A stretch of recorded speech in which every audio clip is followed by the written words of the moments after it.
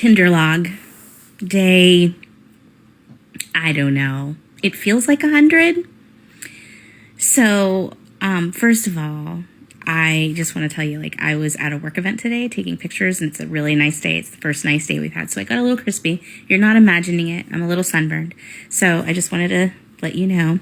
But anyway, so the story I wanted to tell you. I matched with this guy on Tinder, and he was super cute. I was like, oh, okay. So he liked me. I liked him. We matched. Yay. So anyway, this morning, he sent me a message, and he was like, good morning.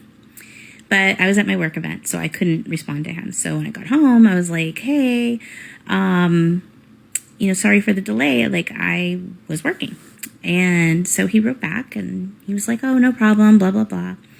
And so we, sent a few messages back and forth, real short ones, nothing earth-shattering at all. Okay, let me pause the video right at this section to explain something to my female viewers. Men are very simple creatures. They are so simple, I will put the gorilla seal of approval on the fact that just on this 1 minute of information, 90% plus of my male viewers have extrapolated the following. A guy with a higher SMV than this aspiring rosebud of a fairy tale ending, wishful thinking lady knows she is a woman he can afford to talk to as he pleases because she isn't an L in his book by any stretch of the imagination. In other words, he is thinking, okay, pump and dump, or maybe give her a spot on the end of his roster, or more than likely, he's going to want to see what she is working with before deciding to invest any more time in trying to close. Yeah, men do look at physical beauty first before anything else, and don't act like women are any different. It's not like the first thing women see in a guy's dating profile is his great looking personality or how much of a nice guy he is. Look at it this way. Men want to see your heart, but it's not their fault your fun bags are covering it up.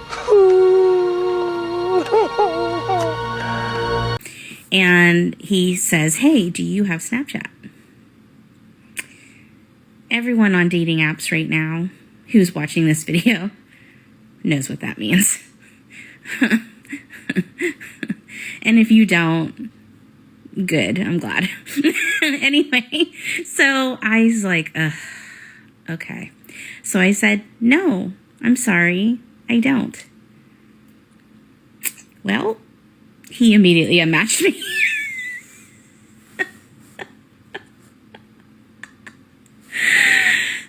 Unmatched me, nothing. It was okay.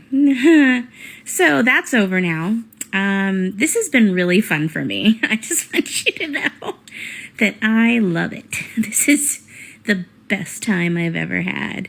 But I'm trying to have a good sense of humor about it. And obviously, if I have funny stories like that, I will share them with you, because why shouldn't you share in my joy? Well, let me say in a nice way what it means in dating to ask for Snapchat by quoting article writer Megan Cooper. It is a tool for dating by creating an intimate and immediate multi-layered conversation. Snapchat helps you build the foundations of a healthy and successful relationship.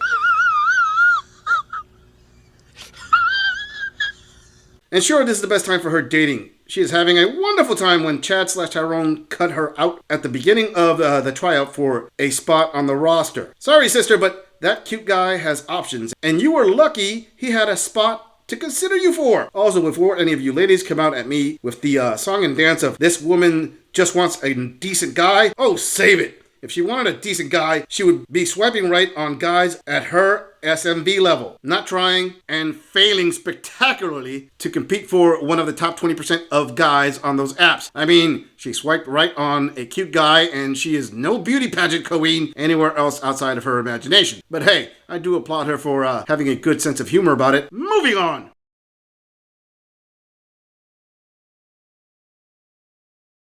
It never fails. A woman comes on the internet being vulnerable, being relatable, expressing how she feels to other women. And men jump on there and they take that as their opportunity to be like, see, and I'm sure you probably met plenty of men in your 20s, plenty of men in your 30s that you could have settled down and had kids for. But no, you thought you were too good for them and this and that. Lonely doesn't mean desperate. So you can dump out that trash bag full of clothes because you're not bringing them to her house. Not every woman who is lonely is willing to settle for you. Don't let her tears on the internet fool you into thinking that she's probably thinking, I should have settled long ago. Like, some women don't want to settle. She might be lonely in the moment, but she still would rather choose this life.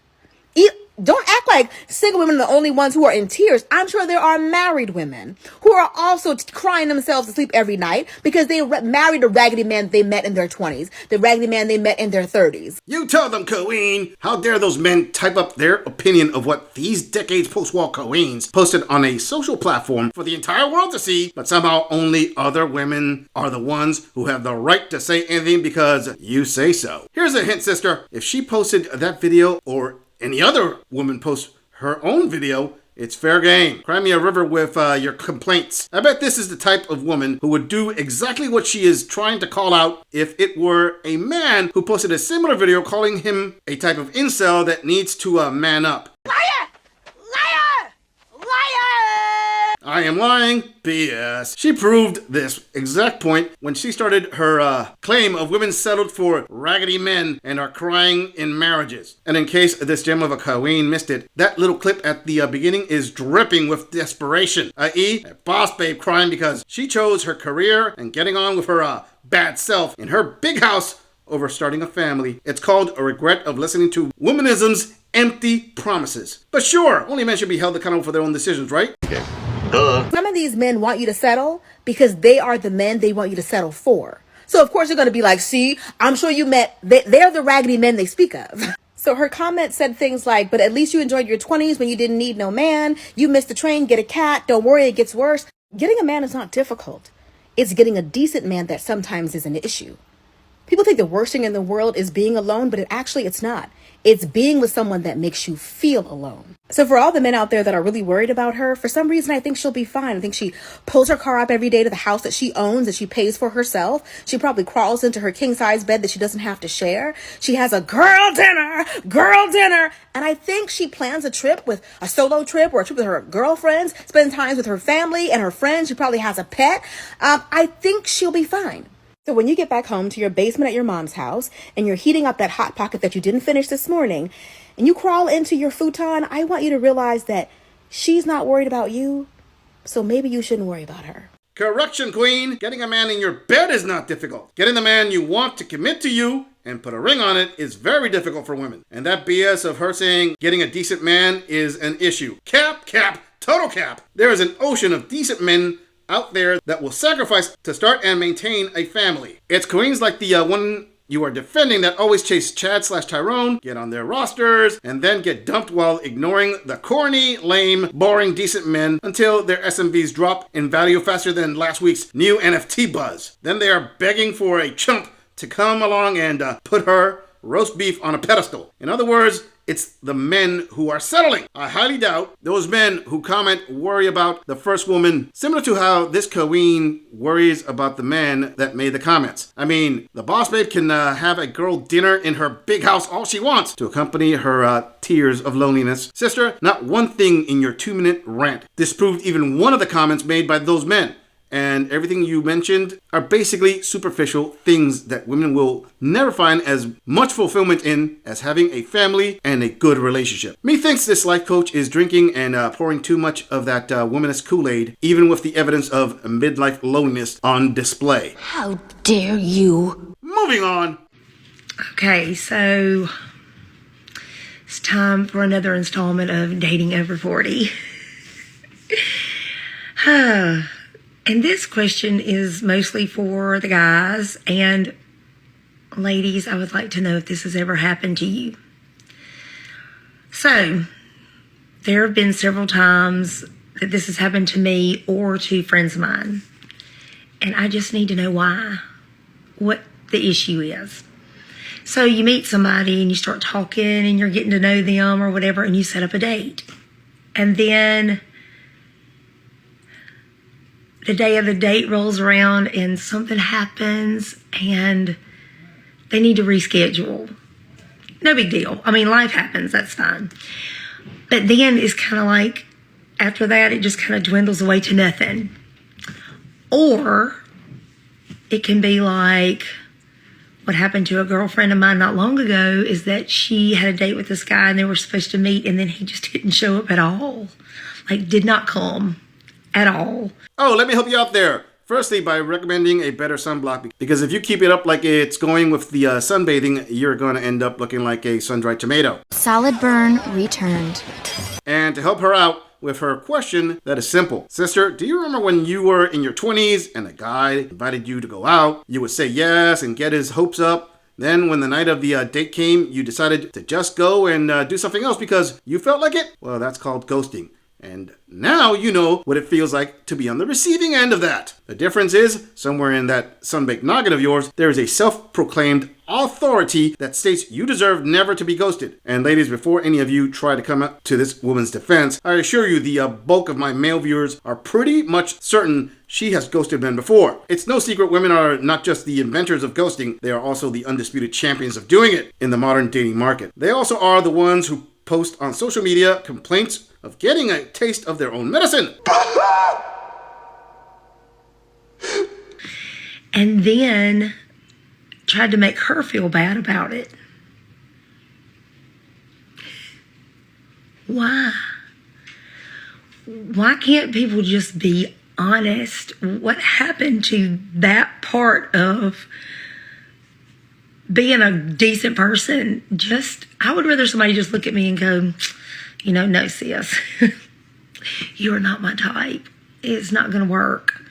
Then just be a douche. I mean, just be honest and upfront. Why do men, and I'm sure women do that too. I'm not saying women don't do that. I'm just saying from my point of view, I'm talking about why the men do this. Anybody want to give me any insight? Anybody want to tell me why? Explain that to me. What it is, what happens, what the problem is. Help me out. Why can't people be honest? Seriously? Women are the masters of playing these types of games, and now you complain when the tables have turned? It's almost hilarious how women demand honesty when 90% plus of them can't handle it. Please, you are not fooling anybody. What you really want is to have the upper hand in the dating market just like you did in your 20s when the guys your age drooled over your young looks and older guys gave you all the attention while showering you with gifts. I'm going to break it to women out there in the dating market in their 40s. Your time has passed. Now, isn't it funny how this queen labels a man who ghosts as being a douche? Really? Does that apply to all the women out there who do the same? Or is it different because they were born with a built-in taco? No. Okay, let me spin it a different way for the XX chromosome closed captioning. Ladies, you now are in the era known as a decade post-wall era. This means you are not as hot as you would like to believe you are. It also means it is far more difficult to lock down the type of guy you want. Now that you have that vital piece of information, will you be willing to accept it? Moving on. Okay, guys, so I had a date, and he was, I actually thought he was good looking. I mean, he met a lot of the things that I'm interested in, and we pulled up, and the first thing I saw in his car was his work bumper sticker tag, parking tag, and I said, "Oh, do you work there?" And he said, "Yes, why?" And I said, "Well, my cousin works there too." And he's, "Really? What's his name?" And I tell him his name, and he's like, "That's your cousin?" And I was like, "Yeah." And he was like, right? And I was like, "No, that's my cousin." And he goes, I don't know what to do here. And I was like, "What are you talking about?" Well, apparently the two of them do not like each other at all. Horribly, not at all. They can't stand each other. As a matter of fact, I think they intentionally work them on separate shifts so that they don't have to worry about them interacting with each other. And and then the date was pretty much over after that. And I mean, it was, I told him, I said, I feel like you would have had better luck dealing with some other things. Like, I struggle with, like, when to disclose information about me. Okay, let's get the obvious out of the way here. We have a purple-haired post-wall grand elder queen complaining about an unusual dating situation, as if she herself wasn't unusual. Now, this is something that, if 100% true, is completely out of her control and is totally not her own fault. It obviously has affected her, as she is on the verge of tears. Now, with all that being said and recognized by this gorilla, I have to point out what is not so obvious to the bulk of my female viewers, but is evident to my male viewers, and that is, if she isn't a widow, chances are it's her own fault for finding herself in this situation. In other words, if she ignored the bulk of men who wanted to give her a lifelong family, or she divorced the man she was with because she wanted to find herself in her post-wall purple hair dye days back on the carousel, well, whose fault is that again? God, Karen, you are so stupid. And as for the guy she is talking about, let me just say it was smart of him to break it off early. I'm sorry, but when men date, they don't want women who are going to bring them problems, especially older women. He probably took a quick measurement to figure out if this Barney-haired gem of a queen was worth patching things up with his rival. And after investing a whole 10 seconds of thought into it, he decided to swipe left in person.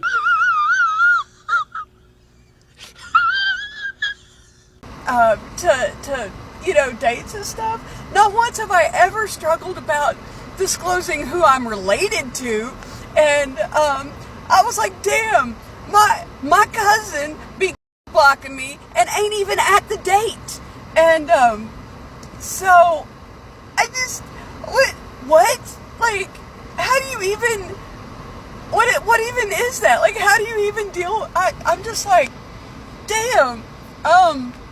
So, you might, damn, like, and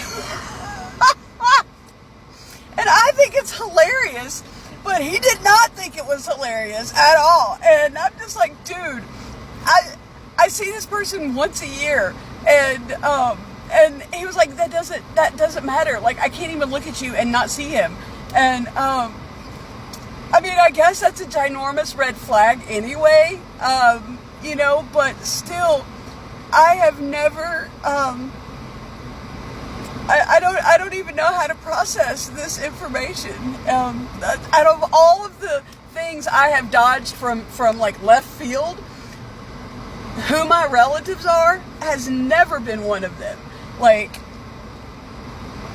and that's not even my most messed up relative. Anyway, dating at 50.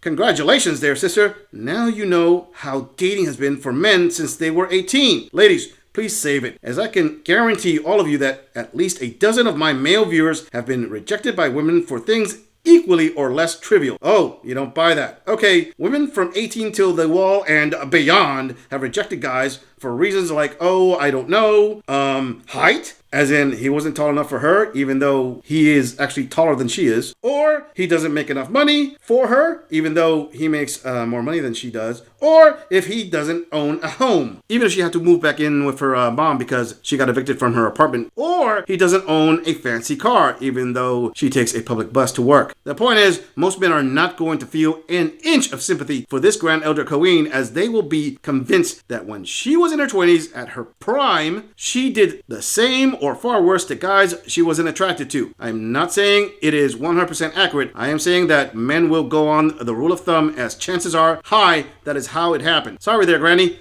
You may want to consider expanding your dating radius. As you said, that cousin of yours isn't even your worst family member. You're gonna have to commute date there. Either that or move out of town altogether.